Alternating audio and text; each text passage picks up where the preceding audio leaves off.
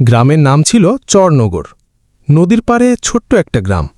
সেখানে থাকত রাফি নামে এক ছেলে। খুব সাধারণ পরিবার, কিন্তু স্বপ্ন ছিল অনেক বড়।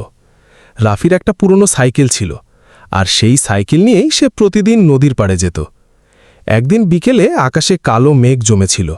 সবাই বাড়ি ফিরছিল, কিন্তু রাফি নদীর পাশে বসেছিল চুপচাপ, কারণ সেদিন ছিল তার বাবার মৃত্যুর দিন। ৩ বছর আগে এই নদীতেই নৌকা ডুবে তার বাবা মারা গিয়েছিল। রাফি আকাশের দিকে তাকিয়ে বলল, আল্লাহ, সবাই তো বাবাকে নিয়ে গল্প করে, আমারও যদি বাবা থাকত। ঠিক তখনই পেছন থেকে একটা কণ্ঠ শোনা গেল, কাঁদছিস কেন? রাফি ফিরে দেখে একজন বৃদ্ধ দাঁড়িয়ে আছেন, সাদা দাড়ি, হাতে একটা লাঠি। বৃদ্ধ তার পাশে বসে বললেন, জীবনে যা হারাস তা নিয়ে কাঁদলে জীবন থেমে যায়, কিন্তু যা আছে তা নিয়ে লড়লে জীবন বদলে যায়। রাফি চুপ করে শুনছিল।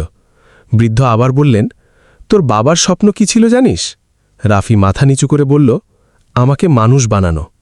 বৃদ্ধ হেসে বললেন, তাহলে কাঁদছিস কেন? স্বপ্নটা পূরণ কর।